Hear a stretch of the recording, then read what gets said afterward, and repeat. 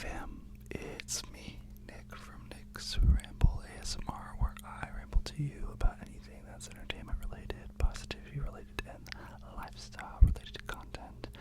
As you can tell, this video is a super duper lo-fi video. I'm actually literally in bed right now, just like cozying up. And yeah, I know this is delayed, but this is actually my first video after the new year, so happy new year, happy 2023. I hope it becomes everything that you wish it to be. Like, honestly, I'm just sending you so much good juju. Dream as big as you want, and the world is just your oyster, and I'm here to support you. So yeah, I hope you're doing well. I hope you're relaxing. I hope you're winding down and just enjoying life right now. I came across this article, which is what this video is about, and I wanted to go through it with you to see if we agree or if we disagree with any of these. I think there are 18 of these, and I haven't read all of them yet, so we'll just get into it. Okay, so the title is called People Are Sharing Uncommon Things That They Wish Would Become Normalized, and I have to admit that I agree with a lot of these. So this is a BuzzFeed article, and it was published,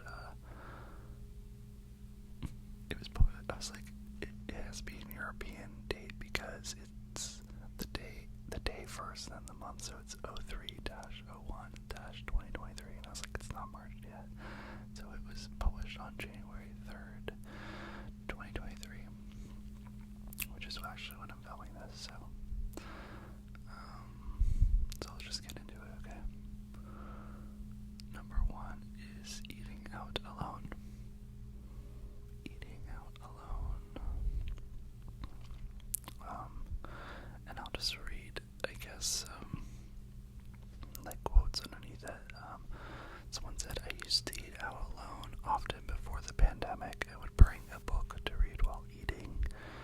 At first, I was a bit self-conscious in the sit-down restaurants with waitstaff, but got over it quickly. Yeah, I don't know about you, but like, you should be able to just like go out and eat by yourself and like not be so self-conscious. It's so much easier said than done. I know that like I've gone to the habit about going out and eating alone. I don't really do it often anymore, but I think when I was in New York I used to do it, and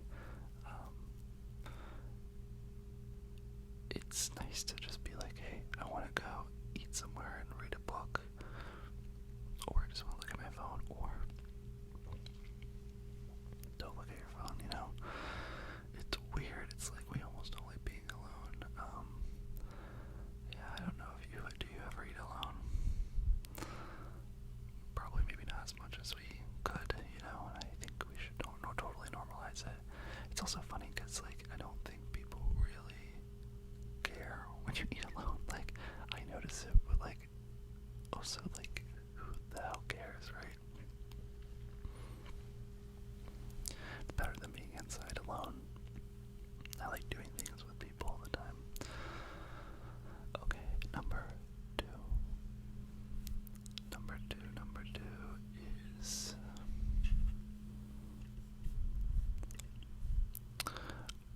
adult slumber parties are it. Renting a house with your closest friends in some cool place no one has ever been to is so fun, and in my experience, it's cheaper than everyone getting their own hotel room and paying for every meal. Yeah, holy moly, I wish that was normal. Like, I miss the days of, like, sleepovers, like, with my best guy friends. Like, we would literally play, I think, COD, like, video games, and, like, or watch a movie and just fall asleep, and my best friends, we would fall asleep, but we would, like, have, like, deep talks, too. Like, lights would be out, we'd be, like, looking at the ceiling, we would just be, like, talking about our lives, and that happened a lot in high school, and it's so nice, like, being with someone and realizing that, like, hey, we can be really, like, intimate, personal with each other, and it's just normal. like, I can tell you about my life. Like, I don't know about you, but I feel like we don't have those moments to unwind, to like wind down with our friends anymore. Like, everything is like so categorized. Like, you have to be here at this time, and we're gonna like hang out from like for 2 hours, and maybe get dinner, maybe we'll get drunk, you know, maybe we'll go out to an event, but it's never like, hey, come over, like, and you're gonna stay here for the entire night and we'll figure out what to do. Like, I miss that. So yeah, like renting a house and just like renting a house and like staying in, you know, like staying in and watching a movie. I love that. I just like don't know if guys really do that at my age anymore. Girls might be a different thing. Like, let me know in the comments what you think. Do you think like adult slumber parties is weird when you get older? Because I'm like, do you cross the line of like, you know, of it being like not platonic anymore, right? Because you're older, and maybe you only do that with dates. I don't know. I think I'm gonna get into rambles, but I also think like it's so interesting. This was what my new next film's gonna, I think, be focusing on, but like this transition from friendship to like relationships, and like I have always felt really connected to friends, and then like having to translate that to a romantic relationship, I don't know why, it feels really hard for me sometimes.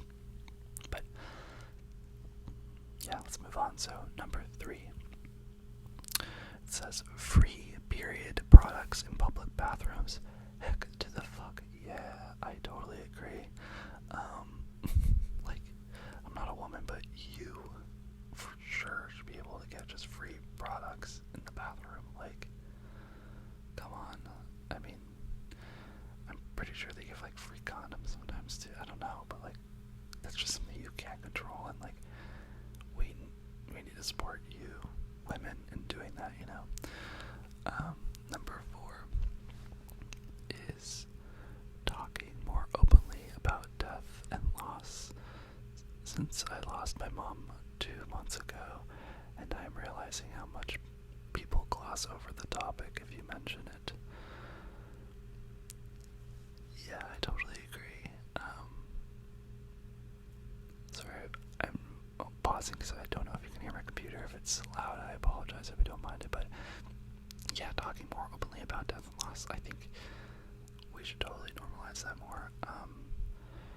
I think that almost is what makes it more scary. Like, I don't know about you, but at least recently this last week, like, I will wake up at 2 or 3 and just like, I don't sleep talk a lot, but I will hear myself just like talking and kind of like trying to like break out of my dreams, and I'll just be freaking out about death, existential crises, like I'm running out of time, and it's really frightening, and it feels like no one gets it,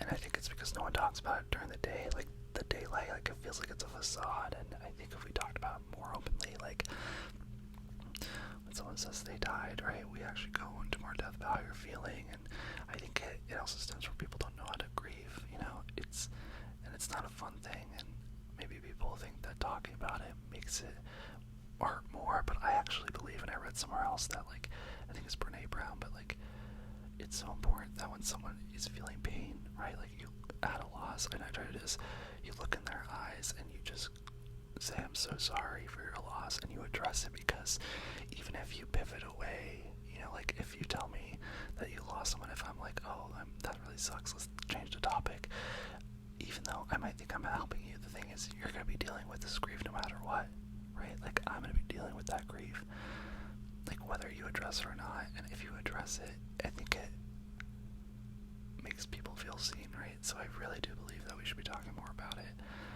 I know it might become like a damper, but it's also not a damper, it's just part of life. Like, none of this is so serious, you know, like this is all weirdly made up, and like it's what we make it.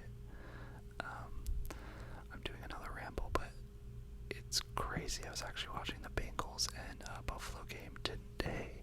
Today's Tuesday, or it was Monday night, and I don't know if you heard, but there was a guy that actually, I forget his name, but he got hit.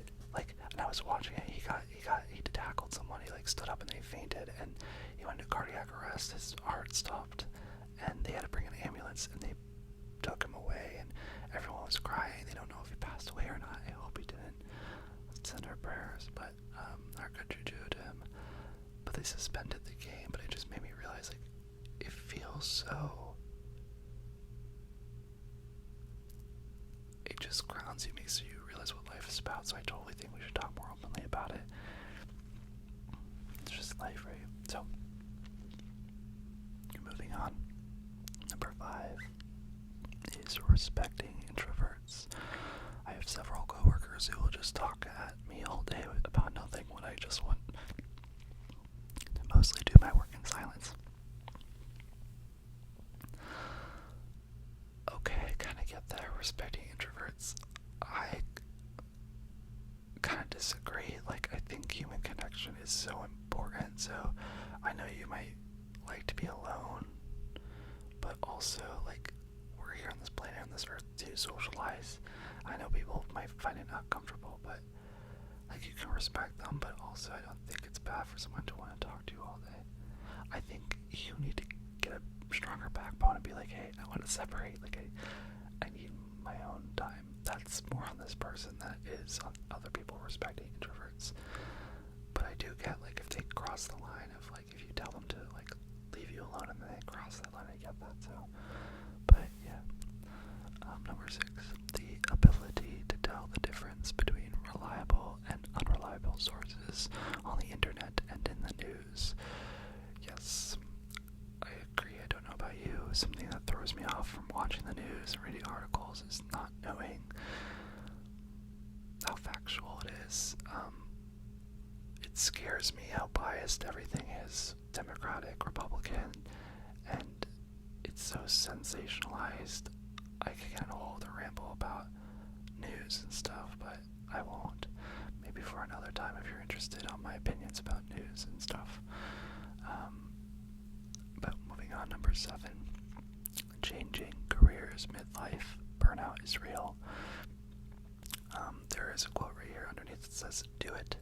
A friend changed jobs at 50. I mean, they quit the job cold turkey, went back to a trade school, and now are happy as can be." Yeah, heck yeah, make it normal. Life is too short. We should all be going through different changes with what we want to do as a career, and there is no right or wrong. I know it might feel like it, like, right, we learn to progress, right? The longer you stay at something, you get more reward with more money and all that, I get that, but also at the end of the day, you gotta ask, what's more important to you, right? Money or what you're doing, family. It's priorities, man. And woman. Yeah, so I totally agree with that. Number 8. Affection between men and affection between opposite sexes that aren't romantic or sexual in nature. Fuck yeah, I totally agree. Affection between men and affection between opposite sexes that aren't romantic or sexual in nature. Yes. Oh my god, I can't even tell you. Wow. Yeah, I can tell you how much I relate to that. There's so many times I want to just, like, hug a friend. I want to... This might be weird. I want to, like, cuddle friends. Like, I want to cuddle my, like, guy friends. I want to, like, cuddle my girlfriends. I just want to, like, hug and, like, gel. And I know it sounds weird, but I don't know if you've ever done it, but you've probably done it with a significant other. It's just something so nice about hugging and like resting on each other. It doesn't mean you have to, like, make out, have sex, and none of that, but, like, I just miss, like, physically touching people in that way. Like, maybe that's what I mean by this transition from friends to relationships. You kind of lose that. I don't know if it still exists, and maybe I'm just so closed off to it. Let me know in the comments too. Like, do you think as you grow up, your affection between, your friends, same sex or opposite sex, just, diminishes? I don't know. People really need to hug and be touched, and so, yeah, I really wish we could make that normal. Part of me is always afraid that, like, if I'm affectionate with a guy, they'll think, hey, I'm, like, too gay. And with girls, they'll think that I'm hitting on much and I'm being like sexually harassing them. So like it's a weird line, and it's kind of unfortunate because, you know, I come from a really good place and I bet you do too, and it's hard sometimes. So sometimes it feels like the safest thing to do is to not do anything at all, and that ends up kind of hurting us in the long run, I think. So number 9 is good bosses that help you grow and learn. Yeah, it's true. I think we normalize the idea that there are a lot of bad bosses, but there are a lot of good bosses in the world too that are really willing to help you grow and learn. I've had some. Let me know if you've had some too. Number 10 is respect and manners. Society as a whole seems very me-based. People tear each other down for no reason at all. It's a shame because I don't see it changing anytime soon. This is a perspective bias thing. I totally agree with respect and manners. Personally, I really do wish people were a little bit more cordial, said please and thank you more, helped each other out. But the thing is, they do. It's just how you view it, right? If you see that people are tearing each other down, the reason if you see people are tearing each other down all the time, it's probably because you subconsciously are trying to tear people down all the time. So that's something to keep in mind too, right? If you feel like the world's really negative, it might be your environment, right? But also it's usually a reflection of how you're feeling internally.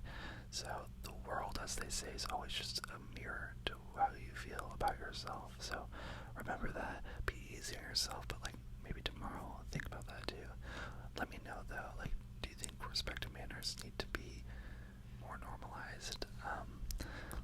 I think so. Number 11, genuine interactions between people that are not interrupted by phones. It's cringe watching people hanging out, but most, if not all of them, are on their phones. Okay, I got this. I was kind of reading this and thinking, like, phone calls, right? Like, I'm like, oh, I never really hang out with people when they get phone calls, really text messages, and just like look at their phone. I get that. Part of me always kind of wishes I grew up in the 70s or 80s. I know the gay rights movement, being gay or LGBT, would not have been the best time for me then. I get that. Life would have been different. But cell phone wise, it would have been nice to. I hear about all these times where my parents, where they would be like, oh, we were at college, and people would put up like a sign on a bulletin board being like an address and time, and that's the party, and then you would just have to go to the address at that time and hope that you knew people there. I miss that. I miss like hanging out, or the idea of like going and being like, hey, like Josh, like meet me at my place and we're gonna go bike.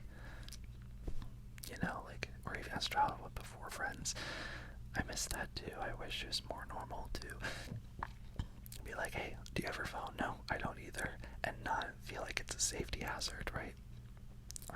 It's unfortunate that it feels like we need our phones to be safe. And if we don't have it, we feel unsafe. And that's just not a world I wish we lived in. It is a world we kind of live in. I don't know how much of that is just our ideology and our mindset of the world versus what's really safe or not. I could get totally into true crime and how I think that distorts our brain a little bit in the news, but we're moving on. So okay, number 12 is no more stigma around mental health issues, better support that is affordable for the vulnerable. Yeah, totally agree. I agree.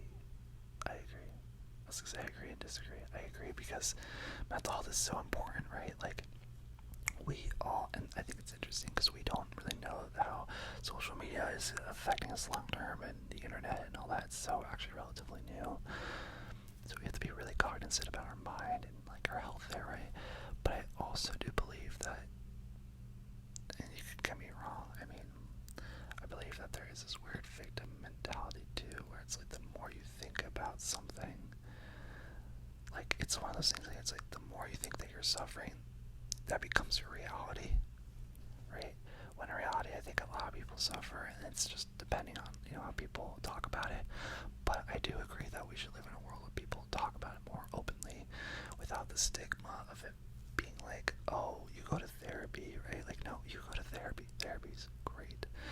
It's so important to, like, give yourself time to talk about it, And it's a generational thing. I think that'll just, excuse me, I think that'll just get better with more time, so I totally agree. Number 13 is a 4-day work week. Heck to the F, yeah, like, I think they did a study on that recently, right? Like, people are actually more effective 4 days a week than 5. Yeah, like, we're human. Our time is precious. Totally agree. I hope they implement that for future generations, if not for us. Number 14 is dress to impress for things like flying, dining out, and job interviews. Maybe it paints me as shallow by, like, seeing people putting effort into looking their best and evaluating their appearance. It feels good and it looks good. Okay, I agree with this, although, like, I'm making this video and I'm so underdressed. Yeah, I do miss, like, dressing up, trying to look good. They say that, like, your outside appearance is really how you feel about your inside appearance too sometimes, so there's a paragraph I'm gonna read about this too. The dress to impress thing is really important, especially if you're going to a job interview. If you want the position, then you must look the part. First impressions are always important, and looking the part shows how much effort you're willing to do just for the position. I mean, would you give a chance to someone wearing slacks or shorts to a job interview? It may seem shallow, but to me, if someone shows up like that, it can actually show their personality, how well they conduct themselves when more important projects or event rises. If they're like this at the start, I don't know. Let me know what you think in the comments. Like, do you think people should be dressing up more? I don't know. I kind of agree with that, actually. Like, it's like that saying, like, you never know who you're gonna meet in the day, so, like, look your best, but also, like, it is a little shallow to be basing it off of just people's looks, right? Like, on this channel, we're trying to look past that. We're trying to look through people, right? Like, see their souls, see who we are as people, right? Like, we have this facade. We all come from different backgrounds, but deep inside, we're all human, right? We're all energy. We're all connected to this planet and this earth. And just judging someone based off their clothing doesn't align with that ideology, but your clothing does give an indicator of how you kind of want people to view you.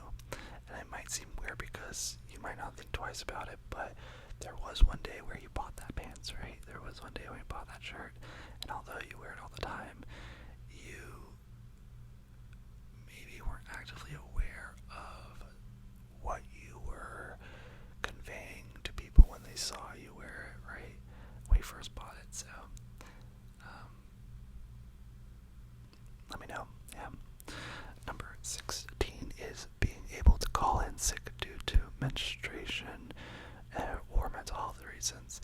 So I'm not a female, obviously, so I don't really have an opinion on that, but also, like, heck yeah, you should be able to call out whenever you want.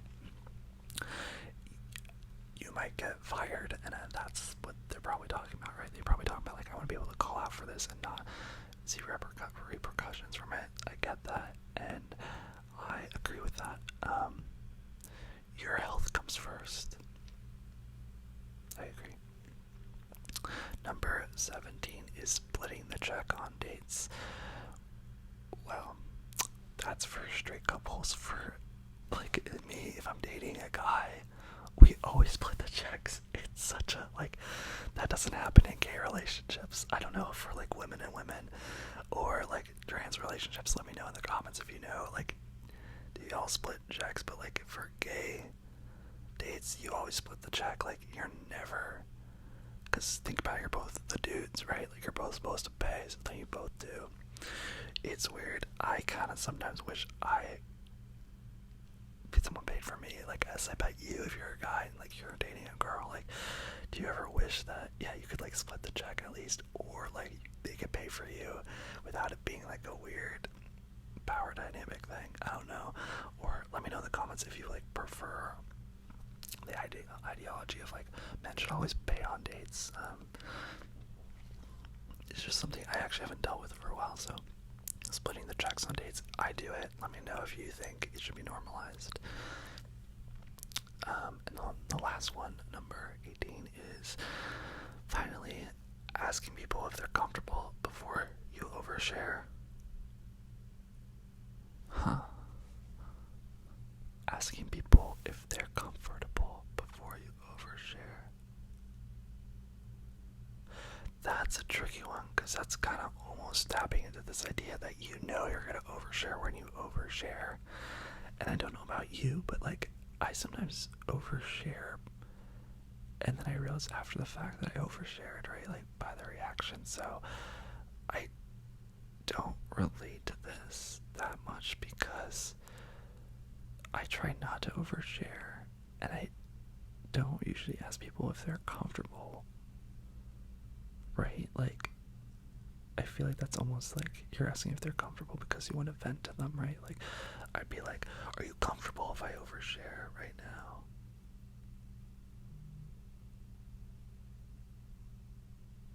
I guess that's normal, but like what are they gonna say? Are they gonna say no? And then if they say no, it's kind of like rude. I don't know how much I agree with that. I mean, you should be able to say that if you want. I just don't know if I'd ever say that. I don't know if someone said to me, hey Nick, are you comfortable if I overshare with you? I'd say, yeah, sure. Share with me, like you're my friend, let's do it. So we can normalize that, but yeah, that's a weird one to end on, but yeah. So those are 18 uncommon things that people wish they would be normalized. Let me know which one you wish was normalized, and also if you can think of anything like that's not, I didn't say, that you wish was normalized. Put it down in the comments, and like any of the ones that you agree with also down in the comments.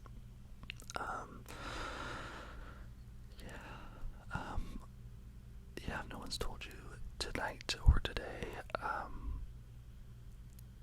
2023 is going to be your year. It is. Trust me, it's going to be your year. So many great things are going to happen to you. You are going to look back in this year, and a year from now, you're going to be like, whoa, I can't believe all that happened. Like, how that happened to me, all these wonderful things. It's just going to be wonderful for you, and I'm so excited. And it's okay if you don't have your resolutions. If you do, that's wonderful. If you don't, that's okay too. But try and be conscious of what you're putting out in the world this year, right? A year can feel like a long time, but it can also be a really short time, and I encourage you to try something new. Try out a different type of you, you know. Be an adventurous you for a year, or be a really affectionate person this year, and just have this year to explore, and then next year you can reevaluate and be like, that's not really me, or that was me, you know. But don't be afraid to pretend a little bit. Don't be afraid to pretend to be the person that you want to be, right? If you really want to be a really confident person, but you kind of feel like you're not, just don't be afraid to pretend that you are confident. If you want to, feel beautiful, but you don't, pretend you're beautiful. I'm giving you permission this year to pretend, to act. You don't have to be 100% settled in, how you feel about something before you go and do it. You don't have to feel totally confident in yourself before you do it. just do it, and you'll figure it out. And I trust you, and I love you as family, as a brother, as your best friend. Like, I got you. Nick's got you, and I'm so grateful that you're here with me. And yeah, I hope you have a great night, a great day. Let me know what you think about this video in the comments. If you haven't already, please hit that subscribe button and that bell, because that'll let you know when my videos come out. And I love to see who comments first. And yeah, I will see you in my next video. Yeah, I'll see you soon, okay?